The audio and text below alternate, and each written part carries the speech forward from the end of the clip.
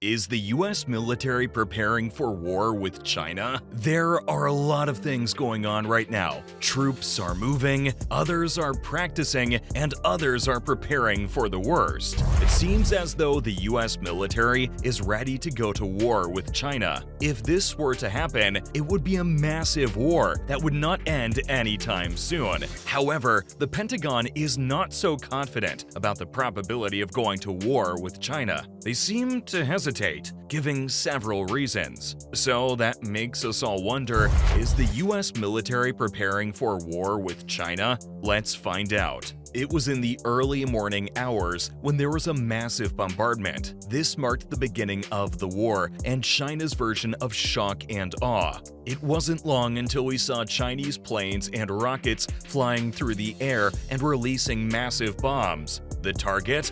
Taiwan's Navy and Air Force. The People's Liberation Army and Navy were just starting their enormous attack on the 100-mile Taiwan Strait. It seems as though they had taken President Joe Biden's pledge to defend the island seriously, because it wasn't long before Beijing started launching its strikes at US and allied air bases and ships in the Indo-Pacific. The US had a few tricks up its sleeve, because it wasn't long before they evened the playing field. They deployed even more sophisticated submarines along with B-21 and B-2 stealth bombers, all of which were targeted at China's air defense zones. However, in a few days, Washington was already out of ammunition. Shortly after, its network access was cut off. As a result, the United States and its main ally Japan lost thousands of service members, dozens of ships, and hundreds of aircraft. On the other hand, Taiwan also felt the pinch as its economy was devastated. And the longer the siege went on, the more time the US took to rebuild. It took years to replace the lost ships, as it was based on how much their industrial base had been devastated compared to that of China. In one after-action report, the former Joint Chiefs Vice Chair General John Hyten even added that the Chinese knew exactly what they would do before they did it. Over the last few years, dozens of versions of the war game scenario have been enacted, with the most recent one in April. This was by the House Select Committee, as it competed with China. As much as all this is going on, the ultimate outcome of these exercises is not always clear. This is because the US will sometimes do better in some areas and underperform in others. But you know what is clear? The cost.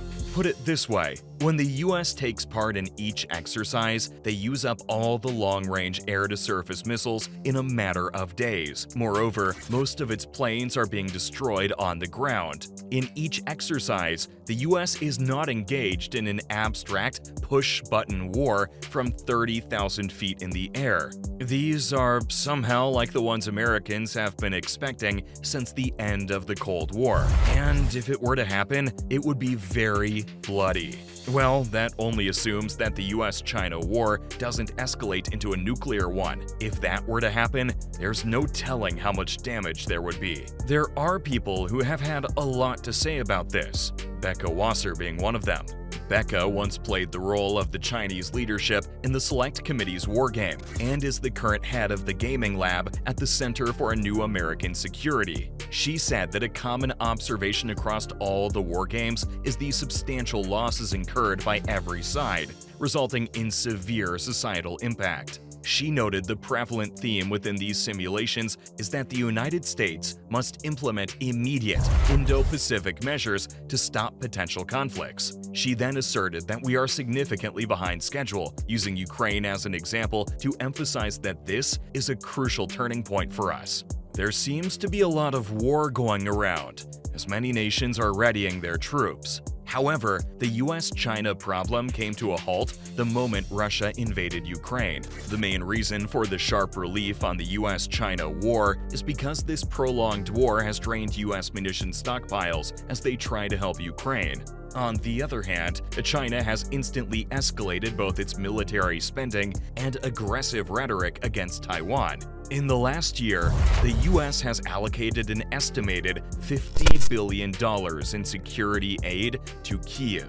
This move made them cut down on the preparations to face China in the event of war. And according to defense experts, The fact that the US couldn't stop Vladimir Putin from invading Ukraine, along with the stress that this has caused on the US defense industrial base, should be a proper warning for the US military as they face off with Taiwan.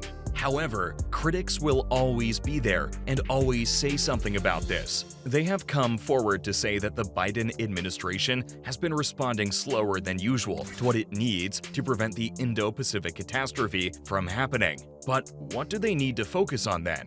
They need to focus on rapidly building up a better deterrent, specifically new stockpiles of munitions that would convince China not to attack Taiwan in one way or another. Several people have also talked about this, sharing their views on what they think. Seth Jones, who was a former defense official in the Obama era, even compiled a report on one of the war games that was conducted at the Center for Strategic and International Studies. If a war were to ensue, the US would not be able to have a fast response or retaliation. This is mainly because of how shrunken the US manufacturing base has been since the Cold War. All of a sudden, Washington and the Pentagon have realized that most of the parts and pieces of munitions they need, including planes and ships, are all manufactured overseas. And to make it even worse for them, one of the major places they are manufactured is in China. This places them in a tight spot since they plan to go to war with China. Most of the things they lack, such as components of solid rocket motors, shell casings, machine tools, fuses, precursor elements, propellants, and explosives, mainly come from China and India. Moreover, there is a serious lack of skilled labor, and the learning curve is not that easy. Since 1985, the US has gone on to reduce the number of defense workers to a third of what it was. And according to the president of the National Defense Industrial Association, they have also seen about 17,000 companies leave the industry. To make matters worse for them, most commercial companies are becoming even more cautious about the Pentagon's tangle of rules and restrictions. People who are also not allowed to speak on the record, such as one of the senior Democratic defense experts in the Senate, have gone against this and spoken up.